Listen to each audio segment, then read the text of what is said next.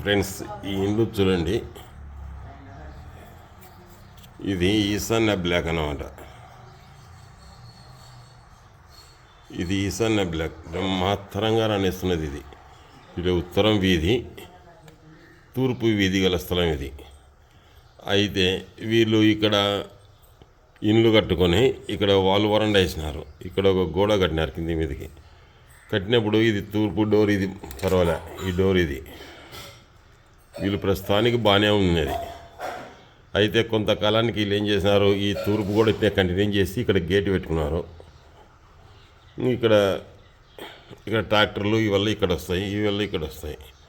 అయితే కొంతకాలానికి ఎవరో వాస్తు పండితుని పిలిస్తే, ఎవరు చెప్పినది ఇట్లా ఉండకూడదు, తూర్పు వల్ల ఖాళీ, ఉత్తరం వల్ల ఖాళీ ఉండాలా, అది ఇది అని చెప్పి దీన్ని తుడిసేపించినాడు. ఈ గోడను తీసేపించినాడు.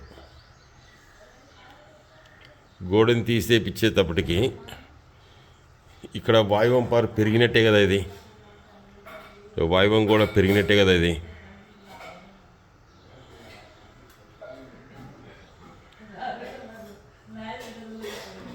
ఇటు వాయువం కూడా పెరిగింది అక్కడ. ఇంకొకటి, ఈ స్థలం వల్ల ఓపెన్ అయ్యి ఖాళీ తలకల్లా ఈ డోర్ అనేది తూర్పు ఆగ్నేయ డోర్ అయింది. ఈ డోర్ అనేది తూర్పు ఆగ్నేయ డోర్ అయింది. ఆ తర్వాత కొంతకాలానికి వాళ్ళకు కొంచెం ఏదో అనారోగ్య కారణంగా డాక్టర్లకు, ఆసుపత్రులకు లాభం చేకూర్చడం, కేసులు పడడం, దెబ్బలు తగ్గడం, యాక్సిడెంట్ జరగడం జరిగితే ఎవరో వాస్తవ పండితుని తీసుకొస్తే ముందు ఒక ఆయన వచ్చి ఈ గొడవ వీకిచ్చినాడు కదా. ఇంకొక ఆయన వచ్చి ఇక్కడ ఇది ఉండకూడదు, ఇది హాల్ పెద్దగా ఉండాలా, అది ఇది అనేసి ఈ డైనింగ్ పక్కన ఉన్న రూమ్ను ఓపెన్ చేయించినాడు.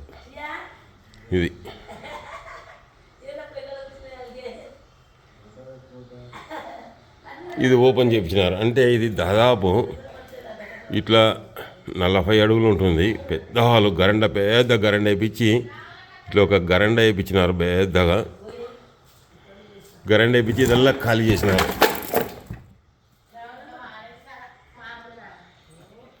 ఇదల్లా ఖాళీ చేయించినారు. ఖాళీ చేయించిన తర్వాత వాళ్ళకు కరోనా వచ్చినప్పుడు రెండో కొడుకు, అంటే ఆగ్నేయ దోషాలు రెండవ సంతతి మీద చెప్తాయి కదా, రెండవ కొడుకు చనిపోయినాడు అనే స్టేజ్కి వచ్చి ఇరిసిపెట్టి వచ్చినారు. ఇరిసిపెట్టి వస్తే ఏదో దేవుని దేవతను మళ్ళీ బ్రతికినాడని ఇంకా తీసుకొచ్చుకున్నారు ఇంటికి తీసుకొచ్చుకున్నారు. ఇంకా తర్వాత ప్రతిదీ ఇబ్బంది, ఫైనాన్స్ పరంగా ఇబ్బంది పడడం, ప్రతిదానికి ఏదో ఒకటి అనర్థాలు జరుగుతూనే ఉండే ఆ ఇంట్లో.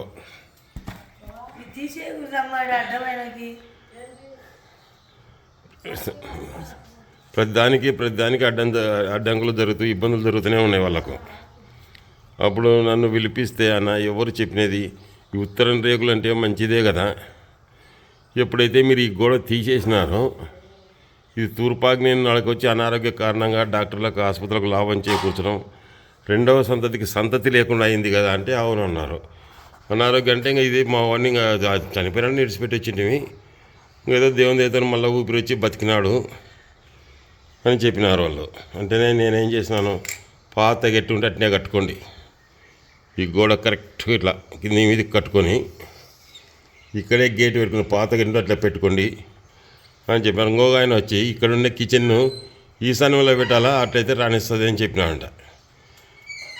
ఈశాన్యంలో కిచెన్ ఎవరన్నా పెడతారా? ఏమన్నా చెబితే ఏదో వాళ్ళ బాధలతో వాళ్ళు పిలిస్తే వీళ్ళంతా వాళ్ళు ఇష్టానుసారంగా ఒకటి ఈశాన్యంలో కిచెన్ పెట్టాలంటాడు, ఒకడు ఇంకోడు అంటాడు, ఇంకోటి ఇంటి ముందర బాత్రూమ్ ఉండకూడదని ఇక్కడ ఉన్న బాత్రూమ్లు పీకేపించినారు.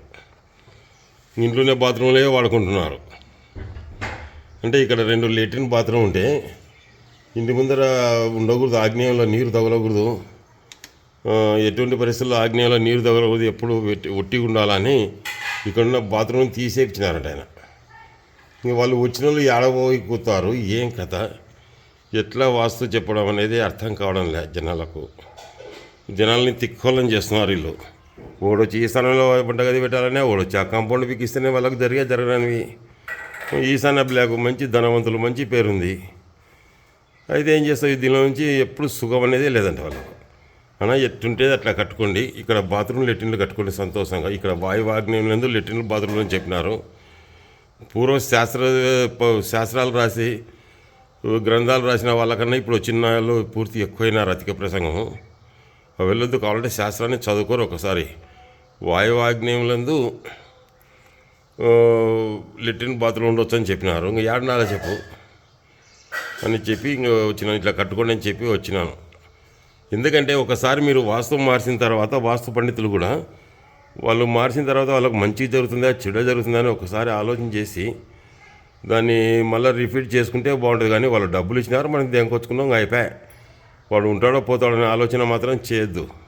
ఎందుకంటే ఇప్పుడు వాస్తు పండితులు ఎట్టుందంటే, నేను వస్తే 30,000 ఎలా 50,000 అనడం, జోలిలో పెట్టుకోవడం, నీకు మంచి జరిగిందా చెడ్డ జరిగిందా అనే ఆలోచన లేకుండా ఇంకా అయిపోయి నువ్వు ఫోన్ చేస్తే, మీరు ఫోన్ చేస్తే వాళ్ళు వాస్తు వాళ్ళు ఫోన్ చేస్తే కూడా ఇతరు వాళ్ళ బాధలతో వాళ్ళు ఇట్లా లంగా తయారైనారు. వాస్తు పండితులు ఇట్లా లంగనాయలుగా తయారైనారు. Thank you. ఉంటా.